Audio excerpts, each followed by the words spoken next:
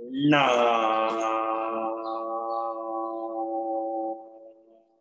मो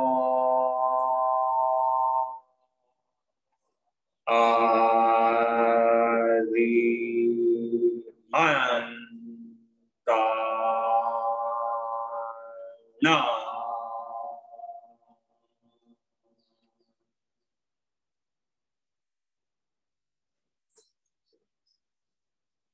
ना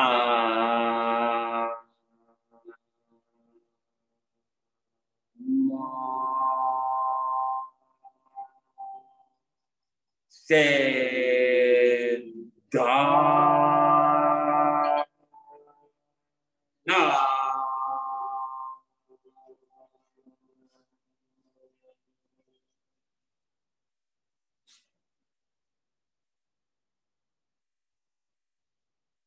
ना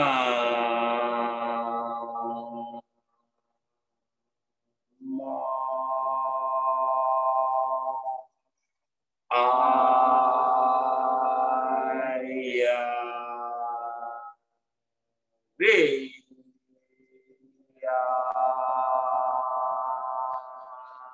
ना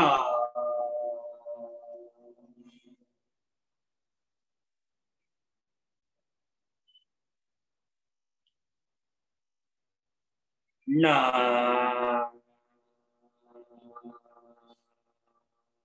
मो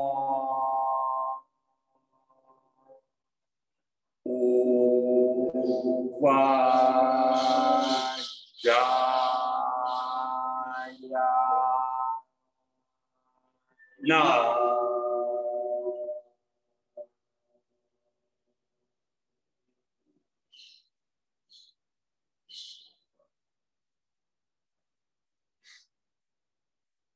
ना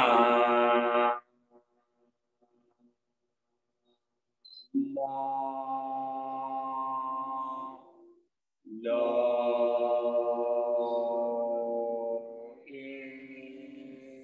सवसा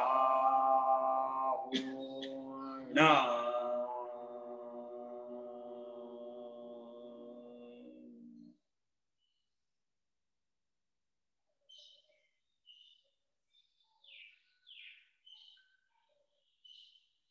ऐसो पंच ना का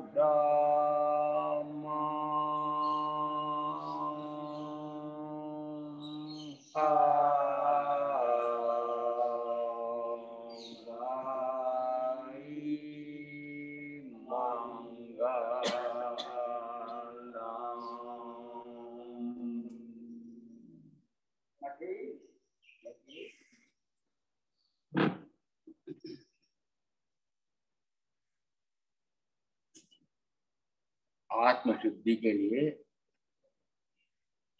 आत्मशुद्धि शास्त्र में आत्मादि अस्तित्व ना जे निरूपक शास्त्र प्रत्यक्ष सद्गुरु योग नहीं त्या आधार उपाधि।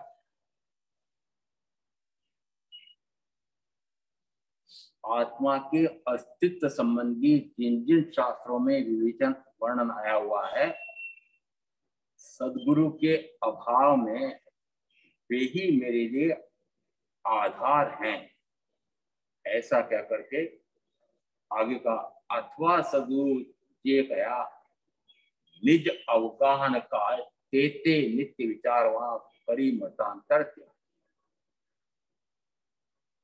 प्रथमतः तो कि जो आत्मा के अस्तित्व आदि संबंधी आगमों में संग्रहित है, सदगुरु परम सदगुरु तीर्थंकर के अभाव में मेरे तो वही आधार है। और दूसरी अपेक्षा से कहा कि या फिर सदगुरु ने जो कहा है, सदगुरु ने जो कहा, अब वहां प्रथम में कहा परम सदगुरु और दूसरी अपेक्षा से कहा जा रहा है सदगुरु। पांचवें आर्य में परम सदगुरु तीर्थंकर परमात्मा तो विद्यमान नहीं, परंतु पांचवें आर्य में सदगुरु का भी निरंतर अभाव अभाव अभाव अभाव होता जाएगा और पांचवें आर्य के अंत में पूर्णतः क्षीण हो जाए, माया का शासन समाप्त हो जाए। इसलिए कहा जो सदगुरु वर्तमान में मेरे समक्ष, तो जो मुझे गुरु शिष्य परंपरा से सदगुरु से जो सुनने में समझने में आया, आगे की गाथा में ये आया है अथवा सदगुरु जी कहा निज अवगाहन का, या सदगुरु ने जो समझाया है वह मेरे लिए क्या है, तो उस बार निज अवगाहन का। निज यानी स्वयं की, अवगाहन यानी उसी में गोता लगा। निज अवगाहन कार्य, अब मेरा कार्य क्या है कि मात्र अपने आप में ही मग्न हो जाऊं, रस मग्न हो जाऊं, ज्ञान मग्न हो जाऊं, लीन हो जाऊं। क्यों? क्योंकि निरंतर इस प्रकार से सदगुरु का अभाव अभाव अभाव होते होते अभी भी ऐसी स्थिति है, तो जो सदगुरु ने मुझे कहा है उसी में निरंतर मैं अवगाहना करता हूं। और आचारांग सूत्र में उन्मज्जन शब्द आया है और उसका अर्थ निकलता है कि मात्र इस मनुष्य भाव में ही इस चतुर्गति संसार समुद्र को तैर करके पारने का अवसर मिला, तैर करके पार करने का अवसर। इसको कि चतुर्गति संसार समुद्र को यहाँ ग्रंथम परिणाई यज्ञ वीरे सोयम परिणाय चरजदंते उमुगुलद्युम इह मानवेहिम नो पाणिनिम पाणे समार विज्ञासी। जिसमें कहते हैं ग्रंथम परिणाय यज्ञ वीरे, हे वीर ये ग्रंथि ही परिग्रह है। ग्रंथि कौन सी? तो ग्रंथि का अर्थ होता है जो मैंने परिग्रह की गांठें इकट्ठी कर रखी है वही ग्रंथि। परिग्रह कोई ग्रंथि का, और वो परिग्रह कौन सा?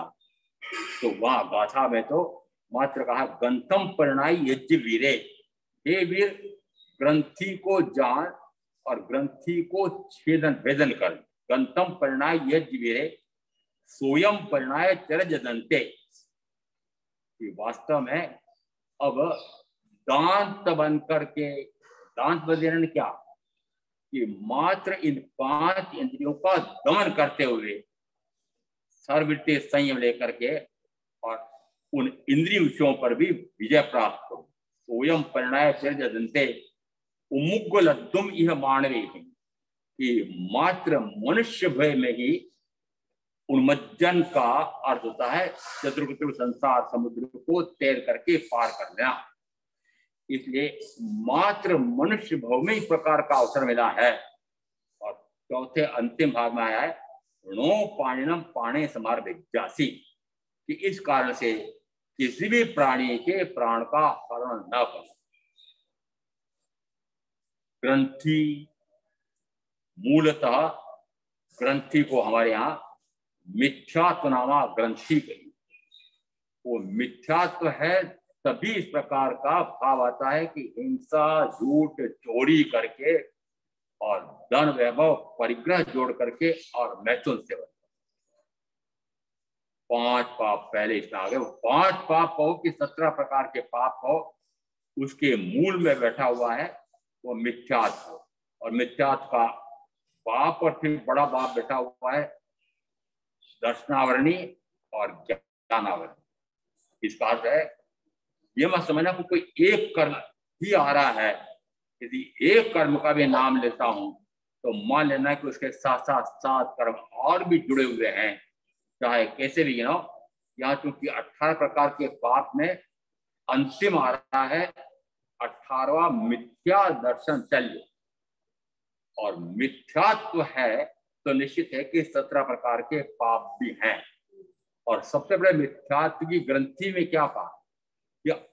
मिथ्यात्व है इसका अर्थ है कि अनंतानुबंधी कषा है। अनंतानुबंधी कषा है इसका अर्थ है कि मिथ्यात्व।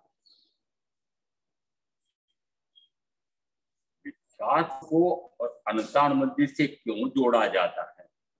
कि अनंत क्रोध, अनंत मान, अनंत माया, अनंत लोभ, ये इस प्रकार के अनंत के बारे में व्याख्या प्रकृति सूत्र के 1:3 में कांक्षा मोहिनी कर्म का वर्णन आया है। और कांक्षा मोहिनी कर्म का वेदन ये पृथ्वी का एक आदि जीव कैसे करते हैं, जबकि इनके पास न चित्त है, न बुद्धि है और न संज्ञा है, न मन है। इसका अर्थ है संज्ञा का अर्थ यहाँ उस प्रकार से नहीं लेना कि उसको जानने की शक्ति नहीं है। जानने की शक्ति पर कौन सी संज्ञा कि जिससे अपने आप को जाने, इस प्रकार की संख्या उसके पास है ही। अपने आप को ही न जानना यही अनंतानुबंधी कषा है। यदि किसी ने रुपया उधार लिया, इतने लाख, इतने करोड़ या इतने करोड़ का उधार माल ले लिया और वर्ष तक प्रयत्न कर लिया, सारा प्रयत्न कर लिया, सर्वोच्च न्यायालय तक रखे देख लिया, सुपारी भी गई थी और तब भी वह कर्ज उतारता भी नहीं है, उधार माल दिया था उसका पैसा भी नहीं देता है। और निरंतर उस साहूकार को ऐसा लगता है कि कल मुहा दिखे ही नहीं। दिखे तो दिखते से उसको इस प्रकार आवेश आता है। ऐसा ही ये कल मुही आत्मा दिख जाए, आपके लिए कह रहा हूं, कल मुही आत्मा दिख जाए तो वो भी भोगूंगा, वो भोग सकूंगा। कल मुही आत्मा दिखे ही नहीं, क्या भाव आ रहा? दिख जाए तो जैसा अभी दृष्टांत दिया उसमें उपमा दी कि दिख जाए तो उस पर एकदम क्रोध आता है। ये कलमुही आत्मा दिख जाए तो फिर 5 इंद्रियों के भोगों में रस छूट जाए। इसलिए आत्मा दिखे ही नहीं, जानने में नहीं आए। मुझे आत्मा को जानना ही नहीं है, आत्मा को देखना ही नहीं, क्योंकि आत्मा जानने देखने आ जाए तो फिर 5 इंद्रियों को भोगों का रस कैसे लूंगा, रुचि कैसे लूंगा? सबसे बड़ी समस्या संसारी के सामने क्या आ रही है? और इसी को यहाँ दर्शन मोहिनी के भेद की अपेक्षा से कहा जाता है कांक्षा मोहिनी कर्म है। और कांक्षा मोहिनी कर्म का वेदन पृथ्वी का एक आदि जीव कैसे करते हैं, आगे उसको फिर श्रवण किस प्रकार से कांक्षा मोहिनी वेदिनी कषाय का वेदन करते हैं, इसके फिर वापस आगे 14 प्रकार से भेद दिए हैं। अभी उसको मुझे नहीं जाना है। अभी तो मात्र ये अनंतानुबंधी कषाय और मिथ्यात्व को एक मानना। तो जिस समय ये अनंतानुबंधी कषाय है या मिथ्यात्व है, तो मिथ्यात्व है तो अनंतानुबंधी क्रोध, मान, माया, लोभ 5। और यदि ये 5 हैं तो फिर साथ में 9 कषाय भी हैं। 5 और 9 14 कितने हो गए? तो 9 कषाय जोड़ दिए हैं, अनंतानुबंधी क्रोध, मान, माया, लोभ जोड़ दिया है, और एक आ गया उसमें सबसे पहले मिथ्यात्व। और अब आगे आ रहा है कि फिर ये क्षेत्रवित्तु, हिरण्य सुवर्ण, दोपद चौपद, छूट गया, धन धान्य, और फिर अंत में आया कुवी धातु। दो जोड़ियां हैं, धन धान्य, हिरण्य सुवर्ण, धन धान्य, दोपद चौपद, कुवी धातु। तो 8 तो जोड़ियां दो की, और फिर नम आया है कुवी धातु। ये कुवी धातु नम बड़ा विचित्र आ गया है कि जो स्वर्ण में, हीरे पन्ने, माणिक, मोती में, चांदी में, तांबा, पीतल, इन सब में नहीं आता है, वो तो पहले के लिए। उसके बाद बचा हुआ कौन सा होगा? उसके बाद बचा हुआ कुवी धातु। तो कुवी धातु क्या है? आज आपके कोठियों के, बंगलों के अंदर मैं देखता हूं, जिस समय कोठी का निर्माण करवाना हो तो उस निर्माण कलाकार के पास जाकर के, पता नहीं 50,000 लाख रुपए देकर के उसकी कोठी का पहले वो आपको मात्र नक्शा नहीं बनाता है, वो भवन का पूरा का पूरा एक आकार संगमरमर का छोटा सा बनाकर दे देता है। उसको दिखा देता है कि आपकी ये कोठी इस प्रकार की होगी, देख लो, उसका छोटा सा नमूना दिया। अब उस प्रकार का बन बहुत तो बन गया। फिर उसके बाद में आगे आभ्यंतर साज सज्जा, कहां? उस कोठी में जितने जितने भी कमरे हैं, एक एक कमरे की साज सज्जा कैसी होगी, फिर उस कमरे के साथ सजावट है, उस कमरे की दीवारों पर साज सजावट कौन कौन सी होगी, उस पर कौन कौन से भित्ति चित्र लगेंगे, फिर छत पर किस प्रकार से हीरे पन्ने, मानव मोती जो देवेंद्र की सभा में ऐसे लटके रहते हैं, तो वे कौन से लटकेंगे। ये सारी एक एक कमरे से लगा करके बैठक खाना, भोजनशाला और फिर भोजन निर्माणशाला, सारों की सजावट अभ्यंतर साज सज्जा करने वाले भी आजकल 25-50 हजार रुपए। इसकी सजावट कैसी करनी है, उसकी सजावट के पैसे ले रहे। फिर सजावट में कितने रुपए लगेंगे? वो सजावट किस में आती है? कुवी धातु। समझ में आ रहा? कुवी धातु समझ में आ गया? तो अब मैंने पहले कहा था कि 8 ये तो बहुत मामूली हो गया, अब कुवी धातु सबसे अधिक है। क्यों? महाराज ये हीरे पन्ने, सोने चांदी, इसका तो जमाना नहीं रहा, पहनने का जमाना नहीं रहा। और यदि कभी विशिष्ट समारोह में पहन भी लिए तो चोर डकैत पूरा ध्यान रखते हैं, वही डकैती पड़ जाए हो सकता है, और नहीं जाते आते डकैती पड़ जाए और वो सारा लुट जाए। तो या तो हीरे पन्ने, माणक मोती, सोना चांदी ये है, या तो बैंक के उस ताले में बंद रहते हैं जीवन भर, या फिर कुवी धातु के रूप में संग्रह हुआ।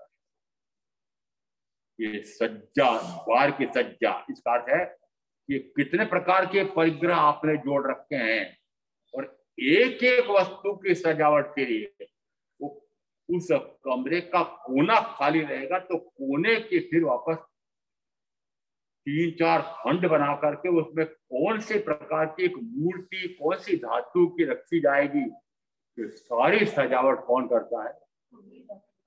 वो अभ्यंतर सजावट करने वाला। फिर एक और विशेषज्ञ रखा जाता है, वास्तुविद। कौन सी वस्तु कौन सी जगह रखी जाए, उस घर का स्वामी कहाँ सोए, पत्नी कहाँ सोए, फिर वो भोजनशाला कहाँ होगी, फिर वो जो खाना कहाँ बनेगा। जरा सी गलती हो गई और ऐसी जगह बना दिया, सारी तोड़फोड़ करवा देते हैं। इसी के कारण तुम्हारे घर में अमन चैन नहीं है। वो वास्तु शास्त्री, बताओ, कोठी बनाने के लिए कितनों से आपको सलाह लेनी पड़ रही है। और मैंने बचपन में देखा है,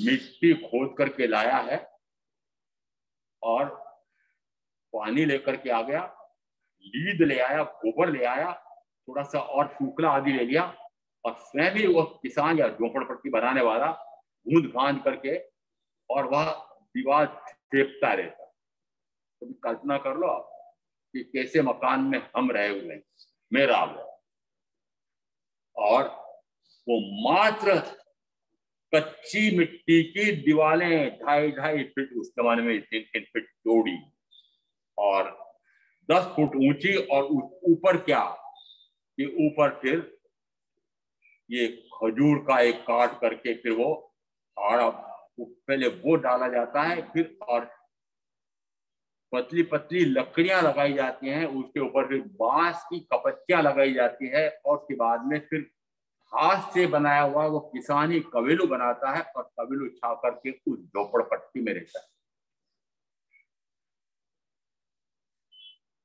विहार करते समय किसी गांव में मैं भी रुका था, ऐसे झोपड़पट्टी वाला मकान, बाहर में एक दालान बना हुआ था। मैंने कहा भाई हम रुकना चाहते हैं रात भर, रुको महाराज। जैसे वो आए बाहर संध्या होने के बाद, मैं कहा बाबा राजी खुशी हो, मजे में हो? हाँ महाराज, भगवान जो देता है वो ले लेता हूँ, भगवान जो उसको देना होता है वो दे देता है और उतने में मैं प्रसन्न हूँ, उसको इतना ही देना है। सुबह उठते से ही हल बैल लेकर के हाँकने चला जाता हूँ खेत, दिन भर खेत हाँक करके काम करके खेती का, शाम को आता हूँ, थोड़ा सा भोजन करता हूँ, भजन करता हूँ, आराम से चैन की नींद सोता हूँ। ये किसका वर्णन कर रहा हूँ? और ये 5, 50, 60, 70, 80 साल पहले की किसानों की बात कर रहा हूँ, भारतवासियों की बात कर रहा हूँ। आपको इस प्रकार के झोपड़े का अनुभव है? इतना लंबा चौड़ा उसका खेत है। देखो विचित्र बात, यदि इतना बड़ा लंबा चौड़ा खेत है तो उस खेत पर बढ़िया से बढ़िया कोने इस प्रकार का कोठी बंगला बना लिया जाए। नहीं नहीं नहीं, खेती जमीन खराब नहीं करना। वहां क्या होता था, खेती की जमीन खराब नहीं करना, खाऊंगा क्या, जनता को खिलाऊंगा क्या। तो छोटे से मकान में भी वो संतोष कर लेता था और भव्य कोठियां बनाने की तो बात होती ही नहीं थी। तो मात्र एक ठिकाने में राव जी का कोई छोटा मोटा वो हवेली होती थी, या उस पूरे राज्य का कोई राजा महाराजा होता था तो उसके वहां पर थोड़ी सी हवेलियां जैसी होती थी, महल होती थी। इसका अर्थ है कि वह कहता क्या है, शाम को आता हूं, थोड़ा सा भोजन करता हूं और भजन करके और सो जाता हूं। आप इतने अमन से आप सेठ साहूकारों को पूछ रहा हूं, सोते हो आनंद से? क्यों? आपके पास तो अरबों रुपए, करोड़ों रुपए, इतने भव्य कोठियां बना रखी है, फिर आपको अमन चैन क्यों नहीं है? चेन्नई में 8 दिन के परिश्रम प्रवचन देने गया था मैं एक बार। उस समय वहां पर मारवाड़ी जो गए थे उसमें से एक 90-95 साल की बुढ़िया भोजन करने गए थे, तो उन्होंने बताया महाराज जिस समय हम मारवाड़ से आए थे तो इतने से रुपए लेकर के आए थे, गठरी बांध करके आए थे। यहाँ आने के बाद महाराज मेरे पति ने, फिर बेटे ने, फिर पोते ने, फिर पड़पोते ने करोड़ों रुपए कमा लिए हैं। इतनी सुख सुविधा की सामग्री बढ़ गई है। मैंने पूछा अम्बाजी सुख कितना बड़ा है? महाराज महा दुखी हूं मैं भी, और ये सारे मेरे पड़पोते समेत सारा परिवार दुखी है। सुख साधन की सामग्री कितनी जोड़ ली, समझ में आ रहा आपको? परिग्रह, इतना परिग्रह बढ़ा लिया, परिग्रह बढ़ा लिया तो क्या सुखी हो गया? सुख साधन की सामग्रियां तो आज के मनुष्य ने अत्यधिक बढ़ा ली है, पर सुख बढ़ा? क्या सुख और सुख सुविधा की सामग्री से मिलेगा? यदि सामग्री से मिलता होता तो 6 खंड के अधिपति के पास तो इतनी सुख सुविधा की सामग्री भी है और 64,000 अप्सरा जैसी रानियां भी हैं, तो फिर छोड़ के भागता क्यों? तेरा विचार तो करो, अपना भी विचार करो कि वो 6 खंड का राज्य छोड़ करके जाता है। सुरेंद्र जी, 6 कमरों का मकान, 6 खंड की हवेली छूटती है प्रधान जी, पूरे 64,000 छोड़ के भागता है। और अब मैं पूछ रहा हूं, एक भी छूटती है, एक भी छूटता है? अंतर समझ में आ रहा है? अंतर समझ में आ रहा है? क्या माना उन्होंने माना कि 5 इंद्रियों के सुख और सुविधा की सामग्री चाहे कितनी बढ़ा लो, सामग्री से सुख, साधन की सामग्री से सुख नहीं है। सुख तो अभ्यंतर का, आत्मा का स्वयं का गुण है, वो तो अंदर अंतर शोधन से ही मिलेगा। सुख बाहर में नहीं है, व्यक्ति में नहीं है, वस्तु में नहीं है, स्थिति में नहीं है। सुख तो आत्मा में है। इस आत्मा का शोधन करने से प्राप्त होगा, बाहर सुख नहीं, बाहर सुख नहीं। अथवा सदगुरु ये कहा, क्या कहा सदगुरु है? अरे सुख बाहर खोज रहा है, बाहर सुख मिलता है। कहानी कहानी आपको बड़ी आदत है, मुझे भी कहना पड़ती है। एक माजी बुढ़िया अंदर में कपड़े सी रही थी, पता नहीं कैसे उसकी सुई गुम गई, ढूंढते ढूंढते बाहर आ गई। जब वो ढूंढ रही थी तो बहुत सारे बच्चे इकट्ठे हो गए, माँ जी क्या क्या गुम गया? अरे बेटा सुई गुम गई है। उन बच्चों ने भी खूब ढूंढी, माँ जी सुई तो मिली नहीं है। वो सुई गिरी कहाँ थी? बेटा गिरी तो कमरे में थी, पर वहां अंधेरा था इसलिए मैं बाहर ढूंढ रही। कमरे में अंधेरा, आत्मा में अंधेरा है, बाहर प्रकाश है। कहाँ ढूंढ रहे हो? बाहर ढूंढ, मिलेगी कहाँ? वस्तुतः 2 शब्द आ रहे हैं इसमें, एक ही शब्द के 2 अर्थ निकलते हैं। आत्मशोधन से ही प्राप्त होगा। तो आत्मशोधन है, आत्मा की शुद्धि करना भी अर्थ निकलता है, और आत्मा का शोध करना भी निकलता है, खोज करना। तो खोज करना जैसे मैं बोलता हूं, तो फिर आप कहेंगे क्या आत्मा कहीं गुम हो गई है कि खोजना पड़ेगी? तो कह सकता हूं कि आत्मा गुम हो गई। कहाँ गुम हो गई है? वो 5 इंद्रियों के भोगों में गुम हो गई है, पता ही नहीं लग रहा है कि कहाँ गुम गई। इसलिए वहां से खोज करके और फिर पता लगा, और ये आत्मा तो इन 5 इंद्रियों की भोगों में गुम गई है, और इन 5 इंद्रियों के भोगों के लिए ये इस प्रकार से 23 प्रकार के बाह्य अभ्यंतर परिग्रह जोड़ रखे हैं। और जब तक परिग्रह की गांठ है तब तक मुक्ति का साधन है। ग्रंथम परिणाय यज्ञ मेरे, इसे कहा हे वीर ग्रंथि को जान। सूत्रकृताम, सूत्र के पहले अध्ययन में पहली गाथा में कहा ग्रंथि को जान, ग्रंथि को जान, कर्म की ग्रंथि को जान। और जान करके फिर बैठ जाए, ऐसा नहीं। ग्रंथि किससे हो रही है, ये कर्म की गांठें किससे बनती हैं, यह जान करके और फिर तोड़। जान लिया, इतने दिनों के महीने से ऊपर हो गया ना कि कौन कौन सी गांठें पड़ी हुई है। यदि शरीर में जरा सी गांठ हो जाए तो बड़ी चिंता लगती है, और यदि पता लग जाए कि वो कैंसर की गांठ है तो हाय तौबा मच जाता है, सारे घर में कोहराम मच जाता है। वह भी दुखी और सारे घर के दुखी, कैंसर हो गया है। पहली श्रेणी फिर भी चलेगा, ठीक हो जाएगा। दूसरी श्रेणी, तीसरी श्रेणी, चौथी श्रेणी मरण। हाय हाय, वो उस गांठ से तो आप दुखी हो रहे हो, पर कर्म की गांठों से दुखी हो रहे हो। वो गांठ तो एक बार मारने वाली। कौन सी गांठ? यदि कैंसर की गांठ छोटी बड़ी कोई भी हो और शरीर में फूट जाए तो दृष्टांत देकर बताते हैं कि एक बिच्छू काटे तब भी वो मनुष्य इतना उछल कूद करता है, ऐसे सैकड़ों बिच्छू काटे तो जितनी उछल कूद वेदना नहीं होती है, उससे अधिक वेदना इस कैंसर की गांठ के फूटने से होती, ऐसा दृष्टांत आया है। पता नहीं मुझे, इसका अर्थ है कि उन गांठों से तो आपको बड़ा डर लगता है, परंतु अभ्यंतर में आत्मा में जो गांठें पड़ी हुई है उससे डर लग रहा है। राग द्वेष आदि की गांठें है क्या, टूट गई? राग द्वेष की गांठ टूट गई? तोड़ना भी चाहते हो? मैं टूट गई नहीं पूछता हूँ, आगे और पूछता, तोड़ना भी चाहते हो?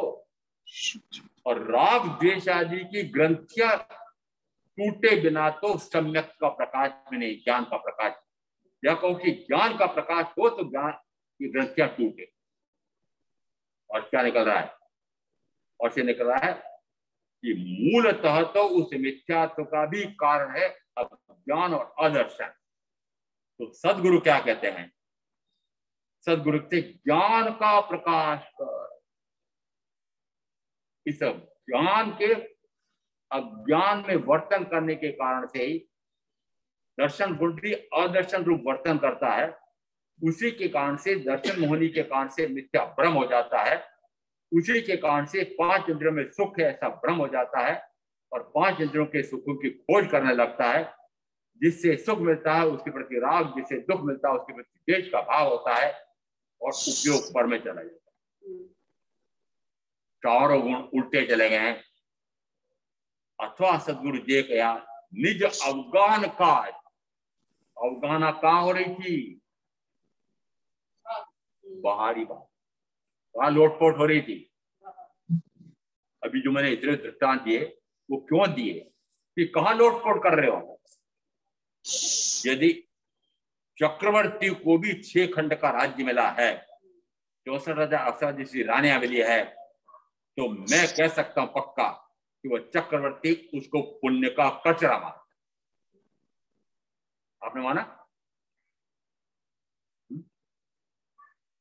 पुण्य का कचरा माना क्या? और कचरा मानो तो घर में रखोगे या घर में रहोगे? अरे घर में रहोगे, कचरे में नहीं रहोगे ना, क्या करोगे? नो पानी न पाने समार बेजासी, तो किसी भी प्रकार के प्राणी का प्राण का आनंद न करो तो क्या आएगा?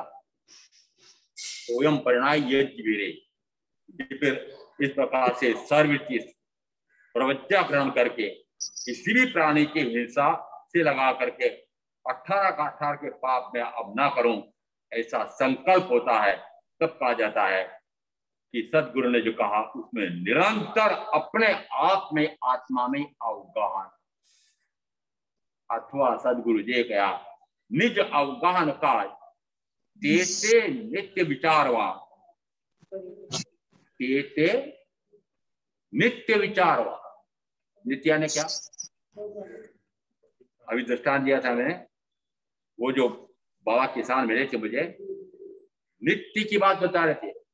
अमन चैन से रह रहा हूं महाराज, मुझे तो जो भगवान ने भूमिका दी है, मुझे किसान बनाया है तो मुझे जीवन पर किसानी करना है। इसका अर्थ है कि नित्य वह क्या करता है, संध्या आकर के थोड़ा सा भोजन लेता है, भगवान ने जैसा दिया वैसा ले लेता है, जैसे उसकी मान्यता वैसा का होता है, और फिर भजन करता हूँ, चैन से सो जाता हूँ। तेते नित्य विचार वहां क्या चल रहा है?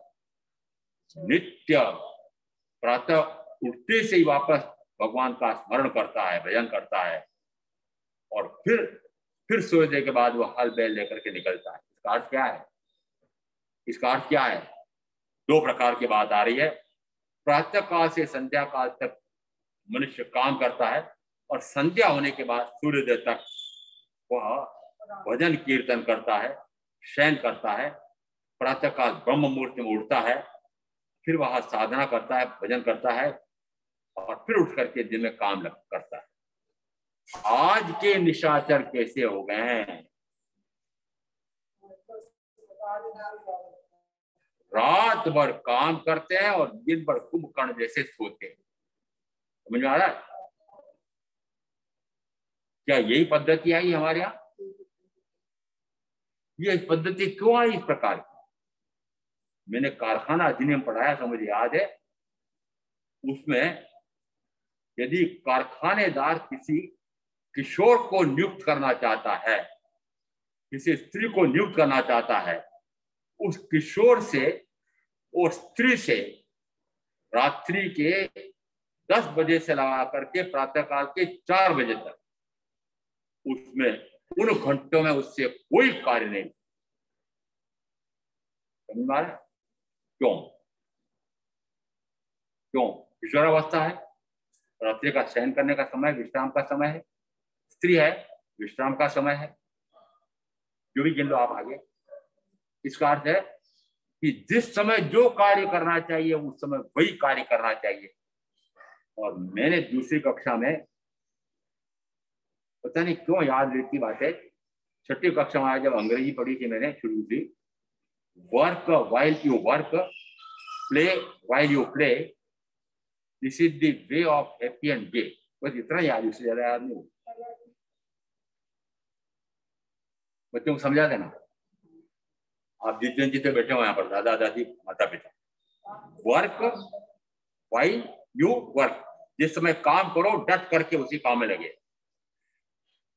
जिस समय जो काम करो डट करके उसी काम करो। Work while you work, play while you play, जिस समय तुम खेलो उस समय खेलो, जिस समय खेलो उस समय तुम्हें पढ़ाई याद नहीं आना चाहिए, जिस पढ़ाई करो उस समय खेल याद नहीं आना चाहिए। आज क्या हो गया?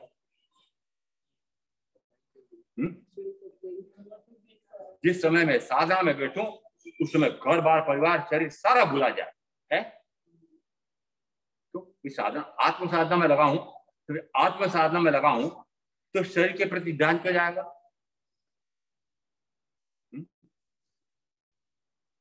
अभी शरीर संबंधी काम नहीं करना है, तय किया ना कि जिस समय जो काम करना है उस समय उसी काम में दत्त चित्त होकर के लगो। ये तो व्यावहारिक शिक्षा है। तो मैं उस व्यावहारिक शिक्षा को कहाँ ले जा रहा हूं कि जिस समय शरीर संबंधी काम कर रहे हो उस समय शरीर संबंधी काम भी निरंतर उसी का ध्यान रखेंगे तो फटाफट फटाफट शरीर का काम पूरा करेंगे। लक्ष्य में क्या रखा हुआ है? साधक का लक्ष्य, सम्यक्ति का लक्ष्य, मनुष्य में आने वाले मनुष्य का वितरा वाणी सुनने का जिसको अवसर मिला, ऐसे मनुष्य का लक्ष्य क्या होगा? निरंतर मुझे कैसे आत्म साधना अधिक से अधिक हो तो शरीर से दृष्टि हटे, शरीर संबंधी कार्य जितना भी है वो फटाफट फटाफट पूरा करके और कहाँ लगूं? ऐसी चर्या आपकी। मुझे प्रधान जी फट से बोलते हैं, महाराज आपकी है क्या? क्या बोल रहे हो? आपकी है क्या महाराज? क्यों? आपको भी तो भगवान ने कहा है कि दिन के 4 भाग करना। प्रथम प्रहर में स्वाध्याय, द्वितीय प्रहर में ध्यान, तृतीय प्रहर में आहार विहार निहार, चतुर्थ प्रहर में फिर स्वाध्याय। एक मुहूर्त शेष रह जाए काल की प्रतिलेखना करके, और यदि काल प्रतिक्रमण का आ गया है तो सूर्यास्त के पहले एक मुहूर्त पहले प्रश्न प्रारंभ करके प्रश्न पूरा करे और फिर संध्या होने के बाद फिर 4 भाग करे। प्रथम भाग में स्वाध्याय, द्वितीय भाग में ध्यान, तृतीय भाग में निद्रा, चतुर्थ भाग में पुनः स्वाध्याय, फिर एक मुहूर्त शेष रह जाए तो काल की प्रतिक्रिया करके और फिर प्रतिक्रमण करे और प्रातः सदगुरु के पास जाए। प्रातः हो गया है, अब आज मैं कौन सा कार्य करूं? मैं स्वाध्याय करूं कि वैयावृत करूं या आप जैसा आदेश पाए वैसा करूं? प्रधानमंत्री ने मुझे कहा, प्रधान जी ने, महाराज आपके लिए भी तो समय तय कर रखा है कि शरीर का काम इतनी देर तक करना और आत्मा का कार्य इतनी देर तक करना।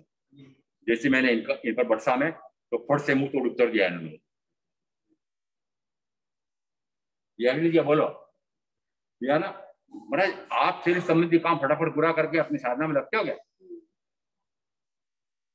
समझ में आ रहा है आपको? और श्रीमद जी ने बड़ा विचित्र कर दिया। उन्होंने कहा यदि संयम में 3 चौकड़ी कषाय का अभाव करके और एकमात्र संजलन कषाय का सद्भाव है, और आपके लिए कहा सदगृहस्थ के लिए, श्रावक श्राविका के लिए कहा कि वह भी तो साधु के समान ही है। क्यों कहा? क्यों कहा? लक्ष्य क्या है? चाहे वो श्रावक हो, चाहे श्राविका हो, चाहे साधु हो, चाहे साध्वी हो, लक्ष्य क्या होना चाहिए? चारों का लक्ष्य पूछ रहा हूं। लक्ष्य तो एकमात्र आत्मशुद्धि, आत्ममुक्ति, जन्म से मुक्ति। इसका अर्थ है कि चारों का लक्ष्य, यहां तक कि ये तो श्रावक श्राविका से पहले सम्यक जीव का लक्ष्य भी, इसका अर्थ है कि सम्यक जीव का लक्ष्य भी है मात्र मोक्ष। तो निश्चित है कि श्रावक श्राविका का भी लक्ष्य है मात्र मोक्ष। तो साधु साध्य का लक्ष्य भी निश्चित रूप से होना ही चाहिए मात्र मोक्ष। इसका अर्थ है कि तीनों प्रकार के साधक, तीनों प्रकार के साधक, 3 कौन से हो गए? सम्यक्ति चौथा गुणस्थानवर्ती, श्रावक श्राविका 5वां गुणस्थानवर्ती, और साधु साध्वी 6वें 7वें गुणस्थानवर्ती। ये तीनों प्रकार के साधक एक ही मार्ग पर हैं। अब हैं ही बोला हूं, एक ही मार्ग पर हैं। एक इसमें धीरे चल रहा है, चौथा एक धीरे चल रहा है, वो चौथा। जो तेजी से चल रहा है वो 5वां गुणस्थानवर्ती, और तेजी से 6वां गुणस्थान। अथवा सदगुरु जे कया निज अवगाहन काज तेते नित्य विचार वहां परिमतांतर का। तो श्रीमद जी ने श्रावक श्राविकाओं की चर्या कैसी होनी चाहिए तो लिखा, आपने भी ध्यान रखा कि नहीं मेरा? 3 घंटे निद्रा और 3 घंटे आहार विहार न्याय, 6 घंटे हुए शरीर संबंधी। शेष कितने बचे? 18। 12 घंटे स्वाध्याय और 6 घंटे ध्यान। शिव जी का ये श्रावक श्राविका को इससे आदर करना है। बताओ आधा करने के लिए आपको क्या कहा? अथवा सदगुरु जे कया निज अवगाहन काज, ये सदगुरु श्रीमद जी ने क्या कहा? अरे आपके लिए क्या कहा पूछ रहा हूँ?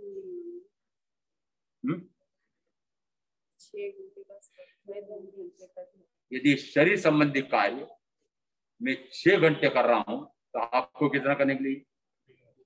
9। फिर बचा हुआ 15। अब 15 घंटे में आपको क्या करना है? समझ आ रहा है? इसका अर्थ है कि साधु साध्वी को जैसी चर्या बताई है, हो सकता है आप में आपके लिए विधान नहीं आया है तो दे दिया ना सदगुरु ने आपके लिए विधान कि आपको भी उनसे आधा तो करना ही चाहिए। इसका अर्थ है कि आपको चाहे कमाने का हो, चाहे खाने का हो, चाहे भोगने का हो, आपको भी तय करना पड़ेगा कि बस इतना ही काल, शेष काल, शेष सारा काल मुझे कितना लगना है। और निश्चित मानना कि साधक को प्रथमतः यह तय करना पड़ेगा। पहली बार बड़ी साल में जिस समय मैंने प्रवचन दिया था तो मैंने एक पता नहीं क्यों विषय ऐसा आया था, मैंने कहा कि आपको यदि साधना में उतरना है तो 2 बातें आपको पक्की ध्यान में रखनी पड़ेगी। आत्म साधना को तो वरीयता दो, प्राथमिकता दो, और शरीर संबंधी कार्य को गौण करो। आजकल प्रशासनिक अधिकारियों को, बड़े बड़े कार्यकर्ताओं को एक इस प्रकार की बड़ी पुस्तिका दी जाती है और उसमें प्रत्येक दिन का कार्यक्रम भरा जाता है। आज आप अधिकारी को आप लिखो कि कौन कौन से कार्य बहुत आवश्यक हैं, आज के कौन कौन से कार्य पूरे, कौन से आवश्यक है। आप सूची बनाते हो, सूची बनाते बना सबसे पहले लिखा सामायिक स्वाध्याय 1, फिर 9 और लिखे। और जिस समय कार्य करना प्रारंभ किया, उठते से ध्यान आया, अरे शरीर संबंधी काम पहले ही करना पड़ेगा। थोड़ा सा नहा धोना है, फिर बच्चों का टिफिन बनाना है, इनको तैयार करना है, फिर घर वालों के लिए भोजन बनाना, टिफिन बनाना है, फिर पहले ये करना पड़ेगा। पहले ये करते करते करते करते और वह समय निकल गया और 9 कार्य पूरे करने में आपने वो सारा समय लगा दिया। 10वां आत्मा की साधना का कार्य वो भी रखा था, वो कहा गया है। आज की चर्या में आप कैसा है, आत्मा के कार्य को आपने महत्व दिया। इसलिए अब पक्का करो कि आत्मा संबंधी अपने आप का जो कार्य करना है वो सबसे महत्वपूर्ण है, उसी को वरीयता देना है, उसी को प्राथमिकता देना। और प्राथमिकता में हो सकता है कि प्रथमतः उस आत्मा संबंधी कार्य में 1 घंटा और शरीर संबंधी कार्य में 23 घंटे। किसी के और अधिक हो तो मुझे बता दो। आत्मा संबंधी कार्य में 1 घंटे से और अधिक किस किस का है, जरा आज पूछ लेता हूं सबको कि आत्मा संबंधी कार्य के लिए आपने पक्का कर रखा है कि मेरे प्रतिदिन इतना कार्य, आत्मा संबंधी कार्य तो करना ही करना। आत्मशुद्धि, आत्मबुद्धि, आत्ममुक्ति, जन्म से मुक्ति, या आत्मा संबंधी कार्य। और उसके लिए मैंने महाराज अपने 24 घंटे में से इतने घंटे मैंने उस आत्मा संबंधी कार्य के लिए तय कर रखे हैं। हाँ जरा गिनती कराओ, एक एक से गिनती करना। कितने घंटे? 1 3 घंटे। चलो तो आगे जीत गई। चलो कितने घंटे? 3-4 घंटे, ज्यादा भी हो जाते हैं। तो न्यूनतम कितना? 3-4 तो है ही है। 3 4। चलो जरा नहीं जो बोलो, मेरा सही नहीं हो पा रहा है। चलो आप बोलो, आप बोलो। मालती बहन बोलेंगी।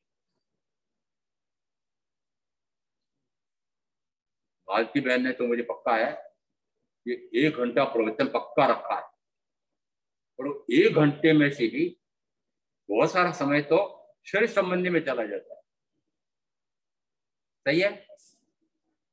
हाँ स्वीकार करना पड़ेगा, मैं ध्यान रख लेता हूँ। ऊँघ,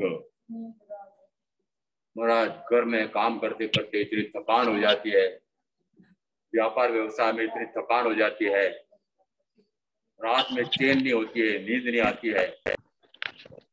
मुझे पता है जिस समय कुंभकर्ण का देहावसान हो गया, वो निद्रा देवी बड़ी दुखी होगी। निद्रा देवी बड़ी दुखी होगी। अब कहा जाओ, पता नहीं किसी ने कह दिया उदयमणि के प्रवचन में चले जाओ। क्यों? क्योंकि प्रथमतः उदयमणि के प्रवचन बहुत गरिष्ठ होते हैं, समझ में तो आते नहीं है, और बड़ा शांत वातावरण मिलेगा। तो जैसे वहां जाओगे और बहुत अच्छा सुख की चैन सो, वहां पर बड़ा सुख मिलता है। कहाँ मिलता है? कुंभकर्ण कहाँ हुए? आ रहा समझ में आपको? आत्मा संबंधी कार्य को आपने महत्व दिया नहीं और शरीर संबंधी कार्य को महत्व दिया है। क्या सदगुरु ने ऐसा कहा है? और फिर कौन से भाव में, ये फिर क्यों नहीं विचार करते हो कि ऐसा भाव मिला है कि जिसमें मैं इसी भाव में इतना पुरुषार्थ कर लूं, इतनी साधना कर लूं कि एक भाव करके मोक्ष चला जाऊं। उस समय समझो कि आत्मा के कार्य को कितना महत्व देना पड़ेगा, कितना समय उसमें लगेगा। हो सकता है आपने आत्मा के कार्य को वरीयता दी हो और शरीर के कार्य को गौण रखा हो, तो प्रथमतः तो भले 1 घंटा आत्मा के लिए दिया जा रहा है, परंतु महत्व आपने दे रखा है, आत्मा के कार्य का महत्व अधिक है, तो वह समय उसका भी बढ़ता चला जाएगा और उस समय में भी वो पूरी तरह से एकाग्रता से लगा रहेगा। एकाग्रता का उदाहरण मैंने ये वर्क वाइज भी वर्क क्यों दिया कि बच्चों वाली बात क्यों की गया? कि जिस समय मैं ध्यान में मग्न हूं तो मेरे और कोई ध्यान नहीं आना चाहिए आत्मा के अतिरिक्त। जैसे स्वाध्याय में दत्त चित्त हूं उस समय मेरे और कहीं आवाज नहीं आना चाहिए, कहीं ध्यान नहीं जाना चाहिए, स्वाध्याय में दत्त मग्न। क्या ऐसा एकाग्र होकर के आप साधना में रहते हैं? आप भाई बहनों का मुझे क्या आज सामायिक पचक करके बैठते हो, सामायिक, और टुर टुर टुर टुर क्या बोला? देखो इनके पास पड़ा नहीं है, वो थैली में इतना दूर पड़ा हुआ है कि ये कर्णेंद्रिय कितनी तेज है कि वो उस थैली में पड़े हुए उसमें टुर की आवाज आ रही है, इनको पता लगता है। क्या करते हो उस समय? जरा जरूरी बात आ गई। क्या रोका? क्या रोका? सबसे चर्चा स्वाध्याय सामायिक उस कार्य को रोका और पहले कौन सा कार्य किया? पुरुष कथा है, स्त्री कथा, देश कथा, राज कथा, बात कथा, कथा। वो मोबाइल में क्या आ रहा है? प्रवचन आ रहा है। इसका अर्थ है कि आपने इस शरीर संबंधी कार्य को इतना महत्व दे रखा है कि पहले वह मुझे बड़ा विचित्र लगता है कि जिस समय तत्व चर्चा करने के लिए, स्वाध्याय करने के लिए भी दोपहर में या अन्यथा कोई भाई बहन आते हैं, उस समय जैसे फोन आता है उठ करके वो फोन में चल सुनने चाहिए।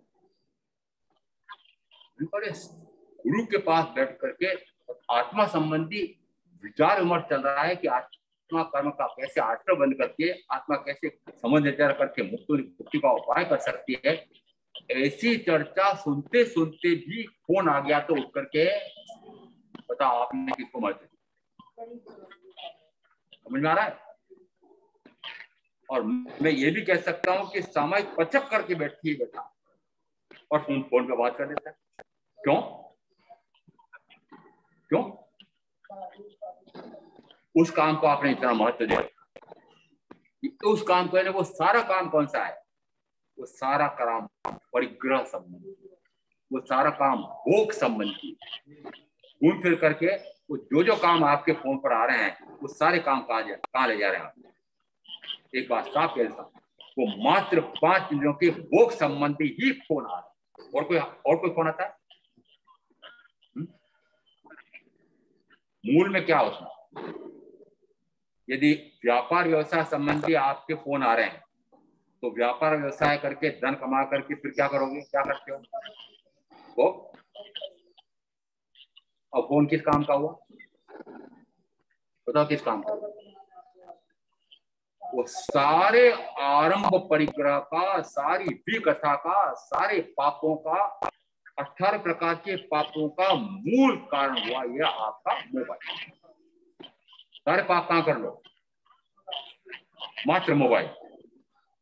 जैसे मैंने बोला कि हे प्रधान जी, महामंत्री जी, क्या मोबाइल ले लेके बैठे रहते? इस समय जैसे मैंने ऐसा बोला कि मेरे कमरे में प्रधान जी आए और आकर के देखा महाराज कौन सी बात कर रहे हैं, बोलते कुछ है करते कुछ है, बोलते कुछ है करते कुछ है। समझ में आ रहा है? भाव सच्चे, कर्म सच्चे, योग सच्चे, साधु के 27 गुण आए हैं, उनमें भाव सत्य यानी भाव में वो सत्य रहे तो फिर वह करण यानी करना करते कर्म, उसमें भी सत्य रहे। भाव सत्य, योग सत्य, कर्ण सत्य। इसका अर्थ है कि फिर वो योग मन वचन काया के तो तीनों में एकता होनी चाहिए। भाव सत्य, योग सत्य, कर्म। इसका अर्थ है यथावादी तथाकारी, कि जैसा बोलता है वैसे करता है, जैसा करता है वैसे बोलता है। मतभेद नहीं है, भिन्नता नहीं है। वह गुण भी चला, सबका गुण कहाँ है? इसका अर्थ है कि जिस समय 2-4 कपड़े संयमी साधु क्या करे, श्रावक श्राविका क्या करे, आगमों में क्या नहीं है वर्णन। अथवा सदगुरु जे कया निज अवगाहन काज तेते नित्य विचारवा। नित्य जब समय ले कोई काम करते करते बीच बीच में निरंतर आत्मचिंतन चलता रहना चाहिए। भटक न जाऊं, उसी में मशगूल ना हो जाऊं। निरंतर आत्मचिंतन, वो आत्मचिंतन सजगता पैदा करेगा। अरे भटक कहाँ जा रहा हूँ, कहाँ भटके जा रहा हूँ, आर ध्यान में कहाँ, रुद्र ध्यान में कहाँ, विकथा में क्यों, शरीर संबंधी कार्य में क्यों, क्या यही करने के लिए मनुष्य को मिला है? ऐसा निरंतर अपने आप को सजग करने के लिए गुरु की वाणी को स्मरण में रखना। नीचे जा, मैं आ अंतिम रही भाग में आ हूँ। रहा उसमें, करी मतांतर क्या, ये बड़ा महत्वपूर्ण आया है। ये मतांतर क्या भला है? ये मतांतर के बारे में आपको भी बहुत सूझता है। क्यों? क्योंकि आप भी बहुत दुखी हैं? नहीं है? आपने तो मत और पंथ जो आपने पकड़ा है उसी को पकड़ करके आपने कमा रखा है। मैंने जो पंथ पकड़ रखा है, मैंने जो मार्ग पकड़ रखा है, मैंने जो गुरु पकड़ रखे हैं, वही सत्य है, परम सत्य है। परीक्षा की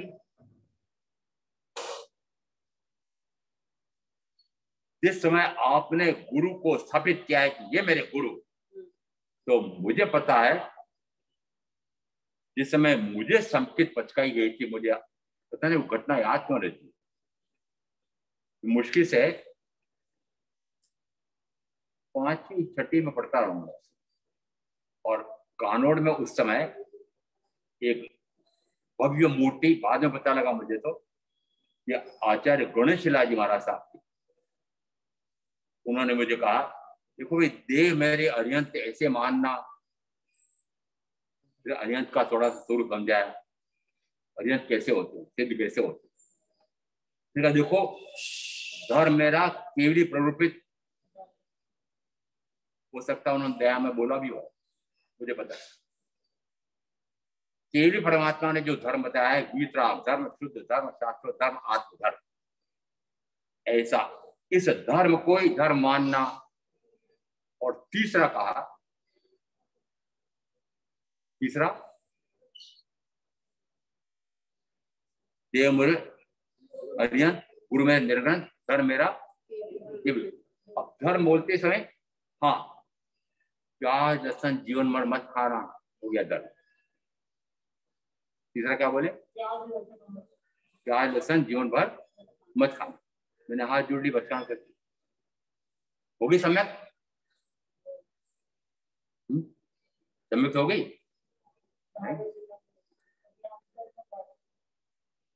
और अब पक्का बता रहा हूं, साथ में आपको पक्का इसलिए बता रहा हूं कि मतांतर किस प्रकार के, उस समय की बात बता रहा हूं जिस समय मित्रा छोटा था,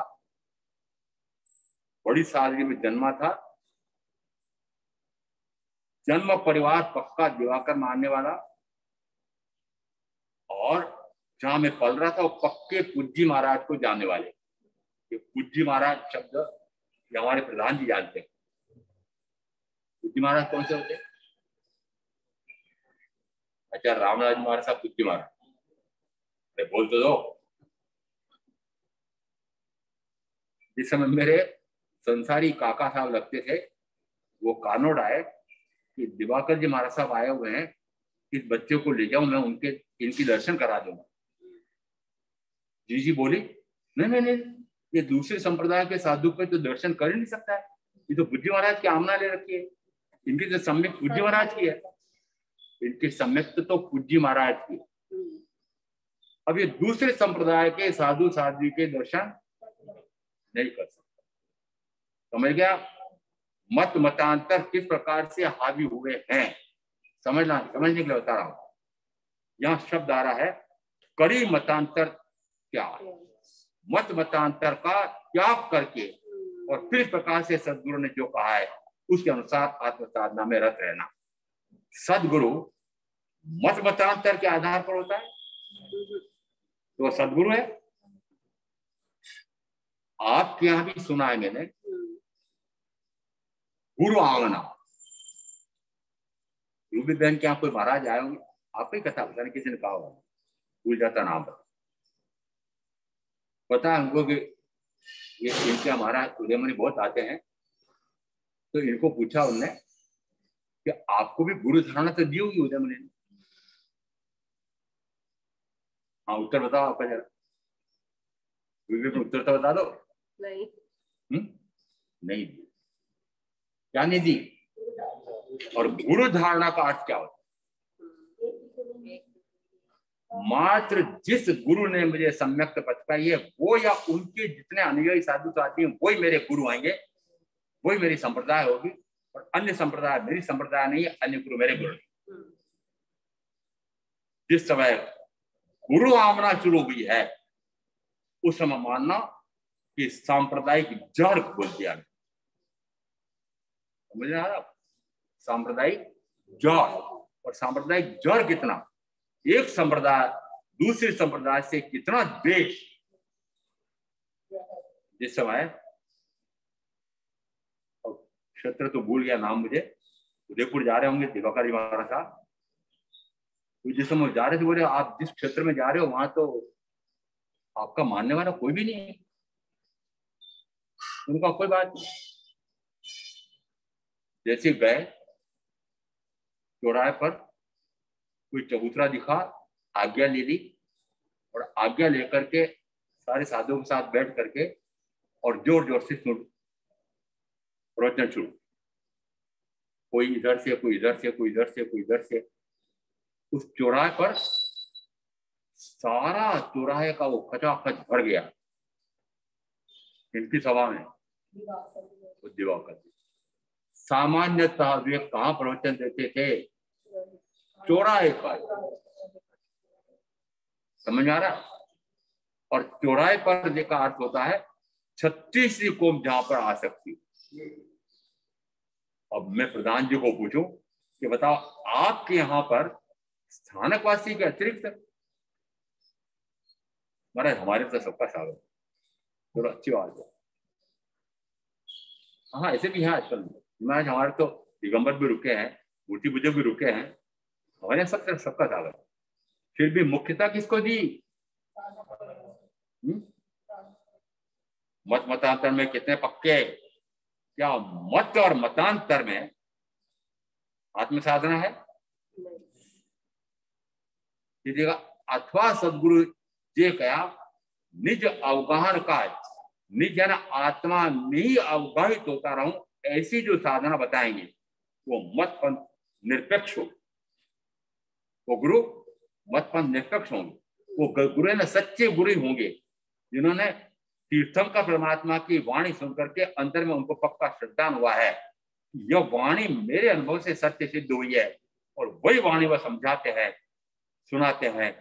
उसमें मानना कि वे जो मार्ग बता रहे हैं, और वो मार्ग कौन सा होगा कि वो मार्ग मात्र जन्म से मुक्ति का मार्ग बताते हैं तो सदगुरु, और अन्य कोई मार्ग बताते हैं तो पूर्व। मुक्ति के मार्ग के अतिरिक्त कुछ बताते हो, मुक्ति के मार्ग पर चलते हैं, मुक्ति का मार्ग बताते हैं, न स्वयं भटकते हैं न दूसरे को भटकाते हैं। ऐसे सदगुरु ऐसा तत्व का सुख समझ करके मैं आप जो साधना करेंगे उनका वचन कल्याण होगा।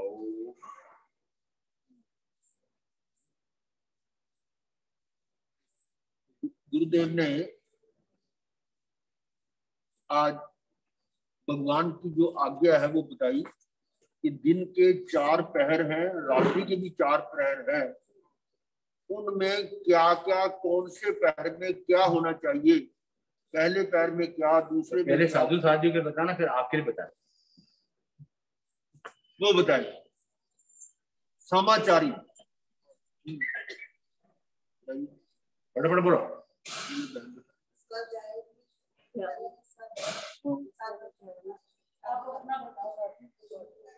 नहीं साधु का ही बता दो, इसको थोड़ा उतार के बोलो, आवाज नहीं आ रही, इसको उतार दो, मास्क को फिर बोलो।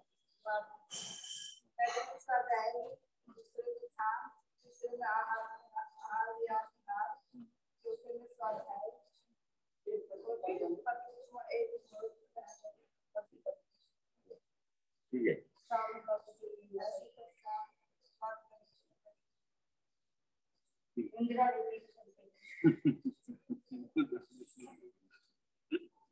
पूरा हो गया। रात्रि का पूरा दीजिए, रात्रि का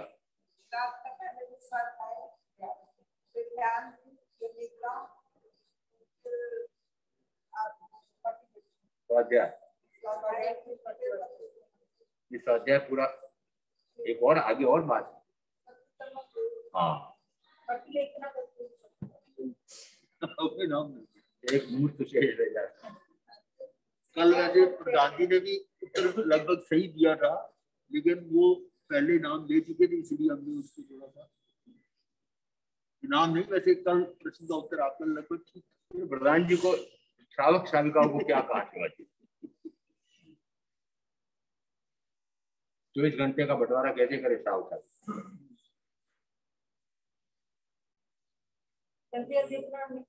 का काम पूरा करके नहीं, मुझे तो आधा आधा करके बताओ।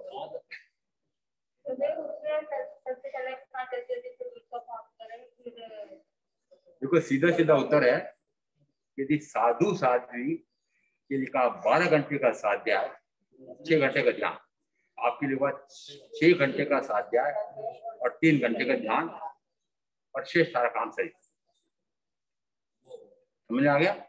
9 घंटे आपके आत्म साधना के और 16 घंटे आपके लिए शरीर संबंध। पहचान करा दो।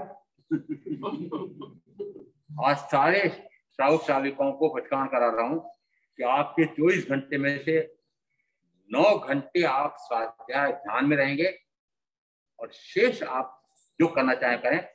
मैं उसके लिए कह नहीं सकता, परंतु 9 घंटे स्वाध्याय और ध्यान, 6 घंटे स्वाध्याय और 3 घंटे ध्यान, सबके भोतार्पण में वो सिरे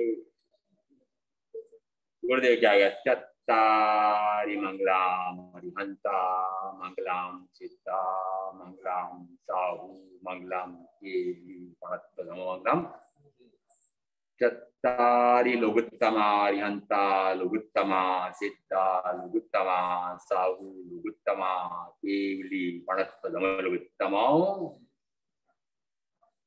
चत्तारि सनपवज्जामि हरियन्ते सनपवज्जामि सिद्धे सनपवज्जामि साहु सनपवज्जामि केवली पणत्तम धम्मम शरणम पवज्जामि।